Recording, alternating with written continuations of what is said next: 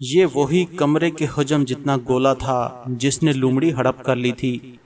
استاد کا خون خشک ہو گیا، اس لیے کہ اس دفعہ یہ ایک نہیں دو تھے اور ہماری طرف بڑھ رہے تھے۔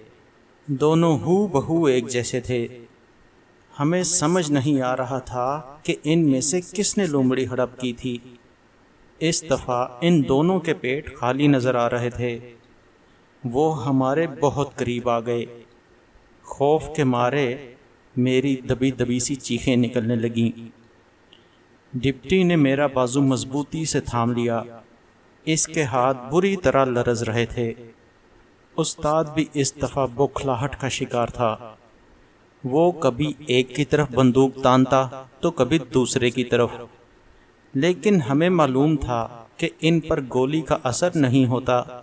ہماری جان شدید خطرے میں تھی۔ باہر تو اس گولے نے ہمیں نظر انداز کر دیا تھا، لیکن اب ہم غار کے اندر ان کے نرغے میں آ چکے تھے۔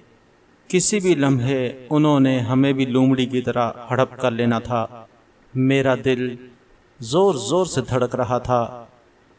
فکر کی بات نہیں، یہ آپ لوگوں کو نقصان نہیں پہنچائیں گے۔ ہمارے پیچھے سے کسی کی آواز آئی۔ مڑ کر دیکھا تو وہ زید تھا۔ معلوم نہیں وہ کب سے ہمارے پیچھے کھڑا تھا۔ وہ دونوں گولے سچ مچ ہم سے کچھ فاصلے پر رک گئے۔ یہ دیکھ کر ہماری جان میں جان آئی۔ بہرکیف ٹانگوں میں اب بھی لرزہ تھا۔ استاد نے ماتھے کا پسینہ پونچھا اور زید سے مخاطب ہوا، آخر یہ کیا بلائیں ہیں؟ یہ مخلوق مخصوص علاقوں میں قریب المرگ نایاب جانوروں کو جمع کرتی ہے۔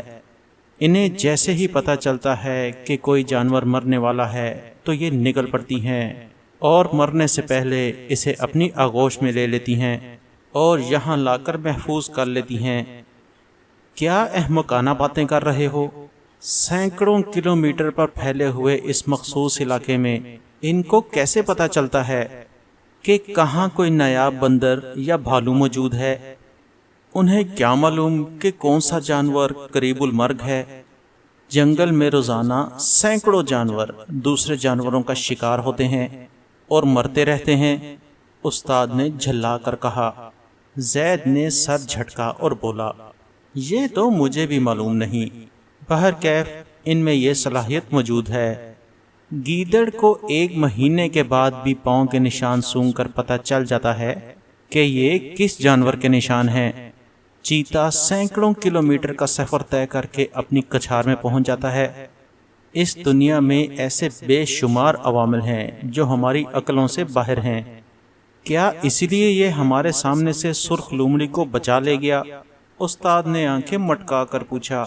زید نے مدھم لہجے میں جواب دیتے ہوئے کہا، ہاں، تمہاری شکار کردہ دوسری سرخ لومڑی یقیناً اس علاقے کی اس قسم کی آخری لومڑی ہوگی۔ دنیا میں ویسے بھی یہ قسم نایاب ہو چکی ہے۔ استاد کی آنکھوں میں چمک آ گئی۔ اس نے چٹکی بجائی اور بولا، یعنی میرا تجزیہ ٹھیک نکلا؟ یہ جیلی کے گولے درندے نہیں، ان کو تو عام جانوروں میں بھی دلچسپی نہیں۔ ان کا کام تو ناپید ہو جانے والے جانوروں کو محفوظ کرنا ہے، اور یہ اس کام کے ماہر ہیں۔ ہاں، یوں ہی سمجھ لو، یہ شکاری جانور نہیں، یہ کسی کو ضرر نہیں پہنچاتے، بے شک کوئی ان کا راستہ روک لے۔ زید نے استاد کی بات کی تائید کرتے ہوئے کہا، واقعی میں ٹھیک کہہ رہا تھا نا؟ استاد کو اپنے تجزیے پر فخر ہو رہا تھا۔ ہاں ہاں، بالکل یہی بات ہے۔ زید نے بھی اس بات میں سر ہلایا۔ یہ باتیں سن کر استاد کو تسلی ہو گئی۔ اس نے بندوق کو بھی اپنے کندھے سے اتار کر زمین پر رکھ دیا۔ پھر اسے ایک اور بات یاد آ گئی، یہ کھاتے کیا ہیں؟ کیا یہ سبزی خور جانور ہیں؟ یہ کچھ بھی نہیں کھاتے، یہ کسی جاندار کو نقصان نہیں پہنچاتے، یہ نہ ہی گوشت خور ہیں نہ ہی سبزی خور، حتیٰ کہ پانی تک نہیں پیتے، بس تھوڑی دیر کے لیے دھوپ سیک لیتے ہیں، اسی سے انہیں توانائی مل جاتی ہے۔ زید نے مزید حیرت انگیز انکشافات کیے۔ ہائیں، تو پھر یہ کیا شے ہیں؟ جانور ہیں پودے ہیں، کائی کی کوئی قسم ہے یا پھر جرثومے ہیں جن کے حیاتیاتی مادے میں رد و بدل کر کے اتنا بڑا کر دیا گیا ہے۔ ان میں تو اچھی بلی عقل ہے، نہ ان پر بندوق کی گولی اثر کرتی ہے، نہ انہیں چاقو چھری سے خطرہ ہے۔ یہ ہماری دنیا کی مخلوق نہیں لگتی۔ استاد رائے نے حیرت سے سر کھجاتے ہوئے کہا، یہ خدا کی بھیجی ہوئی خاص مخلوق ہے۔ ان کا کام اس علاقے میں جانوروں کی حفاظت کرنا ہے۔ ان کا کام ان جانوروں کی مدد کرنا اور انہیں اپنی حفاظتی تحویل میں لینا ہے جن کی اقسام ناپید ہو رہی ہوں۔ زید نے تفصیل بتاتے ہوئے کہا، یقیناً یہ بہت عرصے سے ادھر موجود ہوں گے۔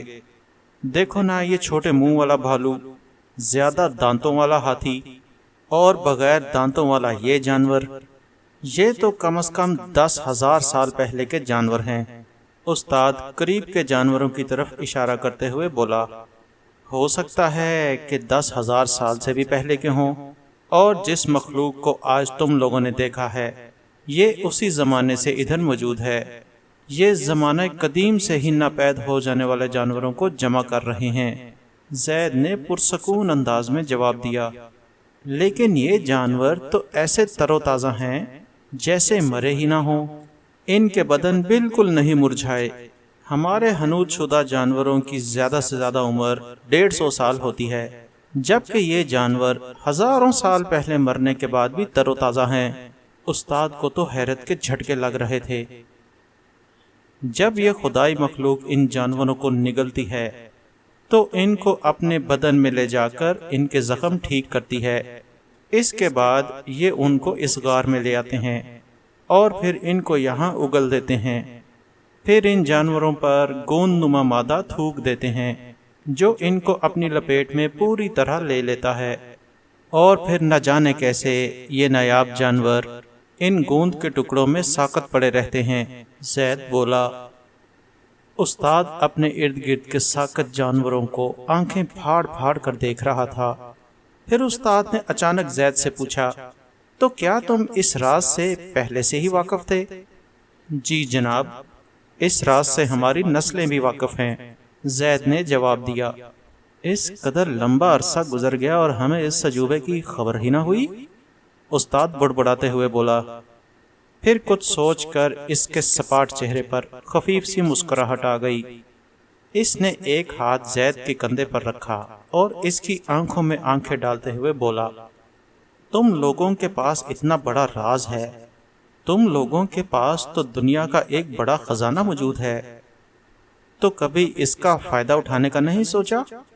ادھر سب کے سب وہ جانور ہیں جو ناپید ہو چکے ہیں، کچھ تو ان میں 10-20 ہزار سال پرانے دور کے ہیں۔ کیا تم ان کی قیمت کا اندازہ لگا سکتے ہو؟ ان میں سے کسی ایک کو بھی خریدنے کے لیے میرے خریدار کو اپنی خفیہ جائیدادیں بھی بیچنی پڑی تو بیچ دیں گے۔ ادھر زید تو کسی تناور درخت کی طرح ثابت قدم کھڑا تھا۔ اس نے انتہائی سکون سے جواب دیتے ہوئے کہا، یہ پر اسرار مخلوق ذرا رسان نہیں۔ تم لوگوں نے خود بھی دیکھ لیا ہے کہ اس نایاب جگہ کے اندر پا کر بھی انہوں نے ہمیں باہر دھکیلنے کی کوشش نہیں کی، لیکن تم نے یہ بھی جان لیا ہوگا کہ یہ مخلوق ہم پر مسلسل نظر رکھے ہوئے ہے۔ یاد رکھو، اگر تم یہاں سے کسی ایک جانور کو بھی لے جانے کی کوشش کرو گے تو یہ تمہارا راستہ روک لیں گے۔ میری بات کو مذاق نہ سمجھنا۔ آج تک ان نایاب جانوروں کو یہاں سے کوئی نہیں لے جا سکا۔ اگرچہ تم لوگ اتفاق سے اس غار میں آ ہی گئے ہو اور اس راز کو جان گئے ہو، تو میرا برادرانہ مشورہ یہ ہے کہ جو کچھ تم لوگوں نے دیکھا ہے اس کو بھول جاؤ اور اپنے اپنے گھروں کو لوٹ جاؤ۔ میرا یہ بھی مشورہ ہے کہ ادھر شکار کے لیے دوبارہ نہ آنا۔ تم لوگوں نے ہمارا اور ہمارے مخصوص علاقے کے قدرتی ماحول کو پہلے ہی بہت نقصان پہنچایا ہے۔ ہم سکون کے ساتھ سورج، ہوا، جنگل اور یہاں کے جانوروں کے ساتھ رہنا چاہتے ہیں۔ غالباً تم لوگ ریڈ انڈین قبائل کے بارے میں زیادہ نہیں جانتے۔ میں تمہیں بتاتا ہوں، ہمیں ہر پہاڑ، ہر دریا، ہر پتا اور ہر کیڑے سے عقیدت ہے۔ یہ ہمارے لیے خدا کی طرف سے خاص انعامات ہیں۔ اس زمین پر جانوروں کا بھی اتنا ہی حق ہے جتنا ہمارا۔ ہم انہیں 2 ٹکوں کی خاطر ہلاک نہیں کرتے۔ اگر مجبوراً ان کا شکار کرنا بھی پڑ جائے تو دل میں بہت دکھ ہوتا ہے اور دعا کرتے ہیں کہ یہ ہمیں معاف کر دیں۔ یہاں تک کہتے کہتے زید جذباتی ہو گیا اور اس کی آنکھیں بھیگ گئیں۔ دوسری طرف استاد کو ذرا بھر اثر نہ ہوا۔ اس نے اپنی بھاری بھرکم بندوق اٹھائی اور زید کے نہتے ہونے کا فائدہ اٹھاتے ہوئے اس کی نال سے گوند کے ایک ٹکڑے کو زور سے ہلایا۔ اسی لمحے گولہ نما خدائی مخلوق سرعت کے ساتھ ایک استاد کے آگے اور ایک استاد کے پیچھے آ کھڑی ہوئی اور یوں استاد ان کے گھیرے میں آ گیا۔ اب ثابت ہو چکا تھا کہ بغیر آنکھوں اور دیگر اعضاء کے یہ گولے بے حد حساس اور سمجھدار تھے۔ یہ ان جانوروں کی حفاظت کرنا خوب جانتے تھے۔ استاد نے گھبرا کر